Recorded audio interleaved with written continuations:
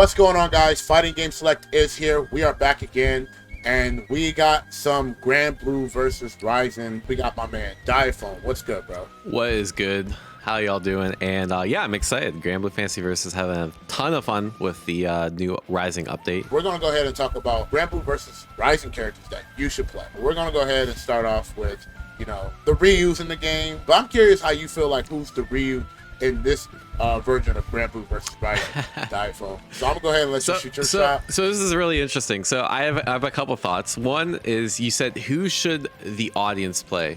And that answers a lot different than who the Ryu is of the game. Because if you ask me who you guys should play Nier because she's busted. Play Seahawks because he's busted.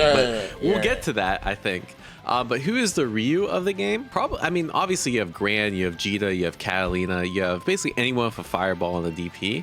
But I have to say, usually Ken is like the more rushdown, and like the more zoner heavy is kind of, or like the guy that relies more on the fireball is usually Ryu. So maybe Catalina. I don't know. That's a tough one. Yeah, I was thinking the same thing. I was thinking Catalina is probably the Ryu of the game. So if you like really want to rely on like that fireball archetype, I really think Catalina, even her ultimate like fireball is like really good. Yeah, that moves insane. Gran is like portrayed as Ryu, which is pretty hilarious. But I think Gran is actually like a kid, so to say. So it makes sense that why every character, the free-to-play version, you start off with Ken because Ken is mad popular. Yeah, exactly. Yeah, Siegfried, Anila, they're both very Shoto-like.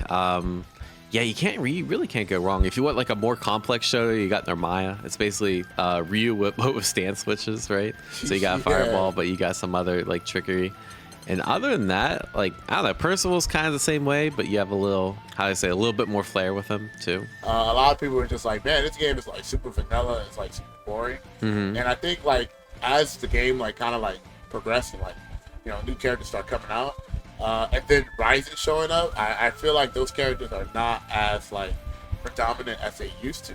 Yeah, Yeah, talking about the original Granblue. Oh, this game's too vanilla. Like, this game's too basic. There's not enough to learn. And now in this game in Rising, people are like, oh, there's too much stuff. There's too much BS. It's really weird how like that pendulum. So like, again, it's a new fighting game, so like people will always find something to complain about.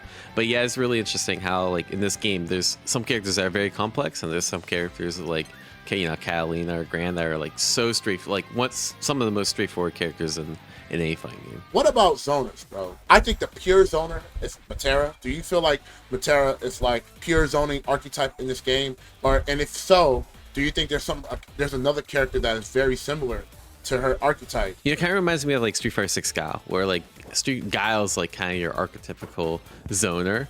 But at the same time, like you look at Street Fighter 6, Guile throws a couple booms, and it's like, all right, drive rush knee, we're going in, right? And that's kind of like the zoners in this game. They're not like super traditional zoners because offense is really strong. Just like in Street Fighter 6, offense is strong. So in order to maximize your character, usually you have to kind of like use your zoning to give you an advantage, like to start your offense in an advantageous state, right?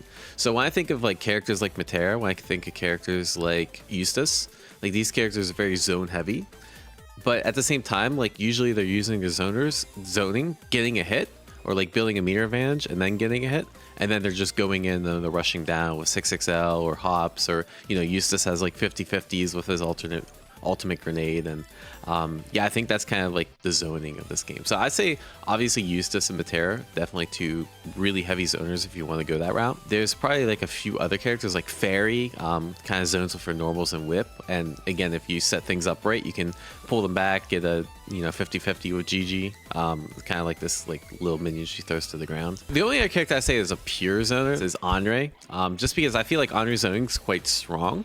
And he has like pretty good defense in case you get in, but his offense isn't the best, so he has to rely a little bit more heavily on zoning. So I would say Eustace, Matera, and Andre, just because their zoning tools are stronger relative to the rest of the cast than their offense. He's one of those characters where like I feel like if he gets close, he's losing. What about the Grappler of the game? Ooh. And I know you're gonna say Ladiva, but you gotta be a little more creative than that. You gotta be a little more creative than that. I think there's a couple options.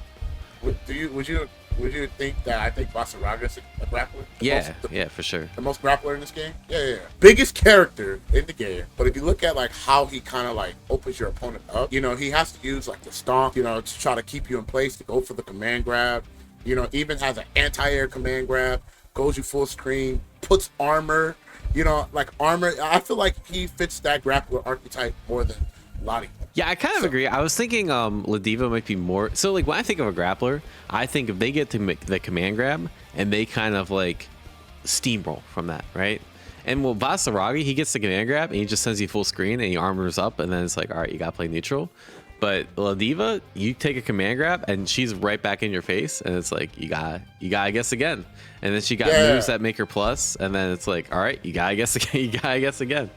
I feel like she's like the Vortex. Yeah. Like she's like a grappler hybrid. Avatar Belial has a command grab from the stance, which is really neat. Beelzebub has a super command grab, which is really, really cheap because, you know, he already has like really good access to really good plus frames as it is. I don't know when they change this, but you know Sora's install?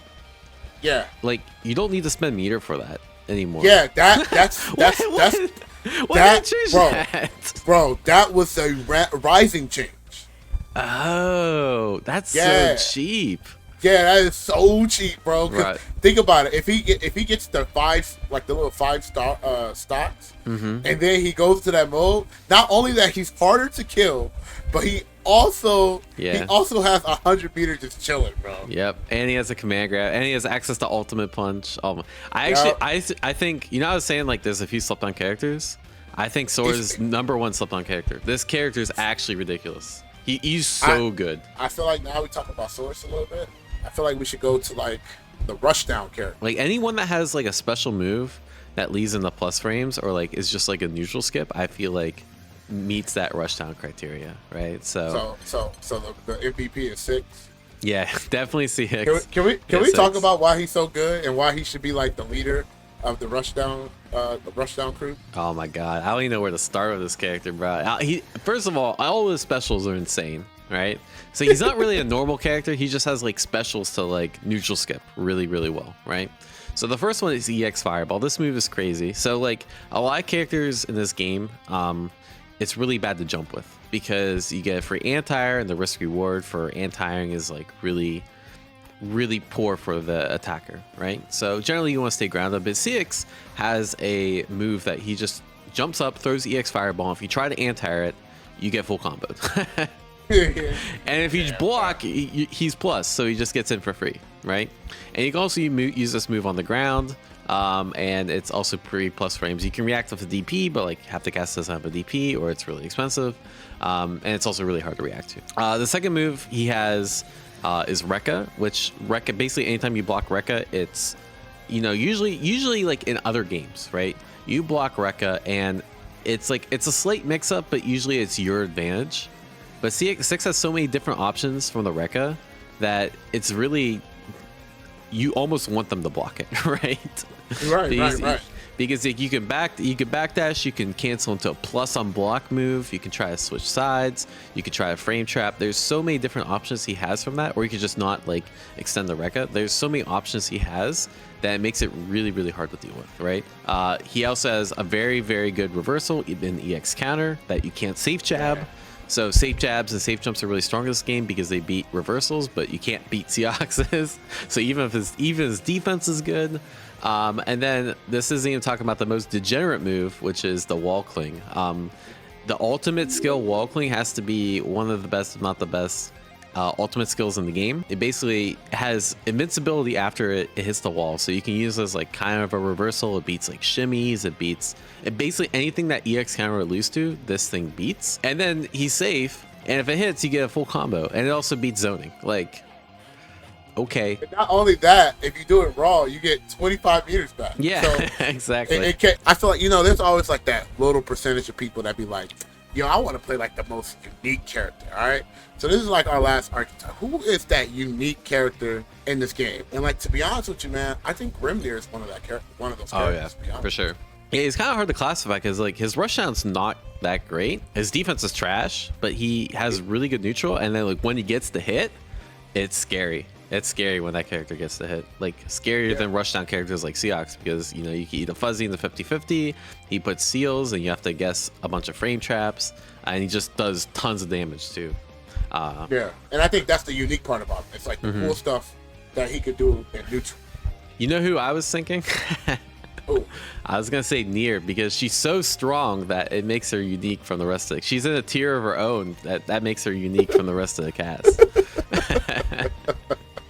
You know, I think Nier is super unique because just like the first puppet character. But for some reason, you know, companies in Japan, when it comes to like puppet characters, you know, they treat them as if they are well-rounded characters. And, you know, her uniqueness is how well-rounded the character is. Oh, you know what move she has that's really unique? What? EX counter. Yeah. That's a unique dude, move. why? You can't safe jump that move. Oh, no. You Ultimate technically count. can. You technically can. It has to be a perfect safe jump, though. Yeah, I was talking about ultimate count. I think ultimate count, you can't. Yeah, you can't safe jump that. But the EX one, the craziest thing about that move... Nah, move gotta go. I will say the other unique character, I think Avatar Bilal, very, very interesting. He's like one of the few stance characters in this game. He has a fly.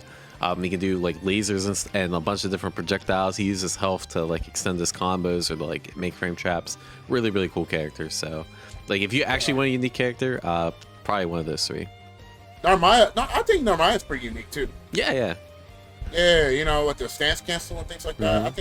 I think she's like, I think she's one of the most, well, it's hard to say because I haven't played fully Nier yet, but just fighting Nier, she feels the most easiest out of the unique. I still think optimal Nier is the hardest character in the game. The issue is that this character is so good that you don't need to be optimal with her, right? Yeah. You can just like slop together a couple combos and the strength of the character will carry you. I don't know if you know this, but there's like 80 some masters right now as of this recording, right? Okay. How many masters do you think are Niers? 70. No, it's not that crazy. Okay, 20. Yeah, it's like 25 or something. So it's like literally like 30% of the population that's made master is made of Nier. It's absolutely insane. And I've looked at some of those replays and the dudes aren't even doing combos. Like it's like they just keep dropping stuff. It doesn't matter. Don't make me laugh. They just like, oh, it dropped. Reset. Yeah, exactly. Just American resetting and they're winning. But yo, man, Diaphone, where can they find you, bro? Of course, at Diaphone_ on Twitter and YouTube and Twitch. So been streaming this game a lot, making guides and stuff. So if you want to learn Granblue, come check me out. Make sure you guys leave a like, subscribe, comment section below of characters that you like and that you are wanting to try out. Are you excited for the new DLC coming out next month? Let me know in the comment section below, and we'll be seeing you guys in the next episode. Subscribe and peace.